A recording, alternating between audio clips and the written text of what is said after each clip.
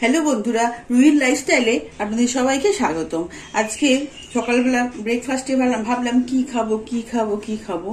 দেখলাম ঘরের মধ্যে ফ্রিজের মধ্যে কিছুটা ভাত আছে, তাহলে কি করব, তাহলে আজকে ভাত ফ্রাই করে নি। ব্রেকফাস্টে ভাত ফ্রাই খেয়ে নেব। কালকে রাত্রিবেলাকার কিছুটা ভাত বেঁচে আছে, এটা ফ্রিজে রাখা ছিল। এটা ভাত আর হচ্ছে পেঁয়াজ কুচি, এটা বাদাম ভেজে রাখা আছে, আর হচ্ছে আলু কেটে ধুয়ে পরিষ্কার করে রাখা আছে, আর হচ্ছে ডিমটা ভেজে রাখা আছে, আর এটা হচ্ছে রাইস ব্যান তেল, নুন, চিনি আর কাঁচা লঙ্কা, এই দিয়ে হয়ে যাবে ভাত ফ্রাই। কড়াই বসানোই আছে, আমি ওভেনটা জেলে দেব, দিয়ে আমি তেল দিয়ে দেবো, সাদা তেল দিয়ে দেবো। আমি সাদা তেল 4 চামচ দেবো, কারণ ওই আলুগুলো ভাজতে হবে। তেলটা একটু গরম হোক। তেল গরম হয়ে গেছে, আমি আলুগুলো দিয়ে দেব।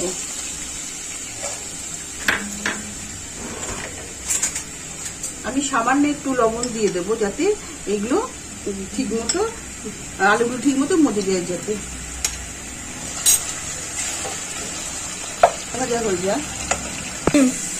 আমার আলুগুলো ভাজা হয়ে গেছে, প্লাস সিদ্ধও হয়ে গেছে। আমি এবার একটু সিমে দেবো, দিয়ে আমি একটা শুকনো লঙ্কা দিয়ে দেবো। শুকনো লঙ্কা দিয়ে দিয়েছি। আমি এই 1 বাটি পেঁয়াজ করে, মানে একটা বড় পেঁয়াজ কিছু করে কাটা আছে, ওটা আমি দিয়ে দেবো। একটু ভাজা করবো।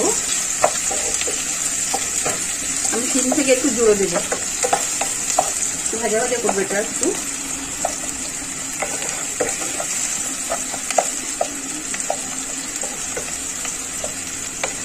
এই যে কাঁচা লঙ্কাগুলো কুচু করে কাটা আছে, আমি কাঁচা লঙ্কা কটা দিয়ে দেবো,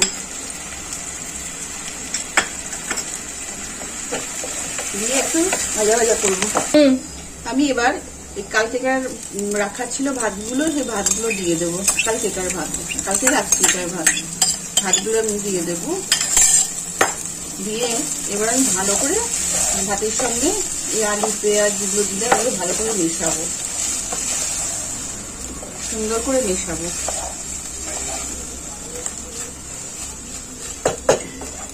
এটা যদি বাচ্চাদের ধরুন বাসি ভাত না দিয়ে, মানে কালকেকার ভাত না দিয়ে, যদি ধরুন এমনি ভাত দিয়ে খুব ফ্রাই করে দিলে বাচ্চারাও খুব ভালো খাবে। তারপরে আমি দিয়ে দেবো হচ্ছে এই বাদামগুলো ভাজা ছিল, বাদামগুলো দিয়ে দেবো। আর হচ্ছে আমি এই ডিমটা কিছুটা দেবো, কিছুটা আমি রেখে দেবো পরে দেওয়ার জন্য। এবার আমি ভালো করে নাড়াচাড়া করবো।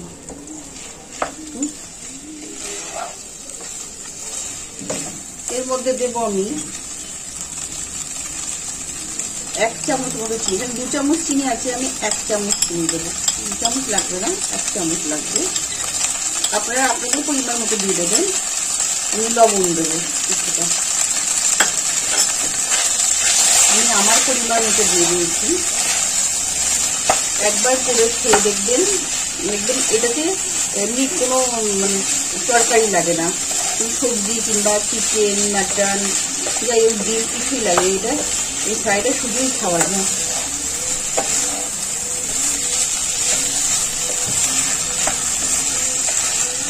নাড়াচাড়া করলাম, সিমে দিয়ে আমি আরো কিছুক্ষণ নাড়াচাড়া করবো। আমি এবার কিছুটা ধনে পাতা দিয়ে দেবো, ধনে পাতা দিয়ে দিলাম।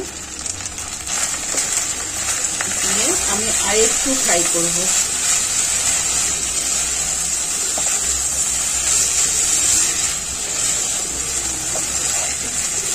যেহেতু আমি চিনি দিয়েছি, সেই জন্য চিনিটা গড়া করে দিতে আমি একটু ফ্রাই করে নেবো, যাতে এর সঙ্গে ভালো করে মিশে যায়।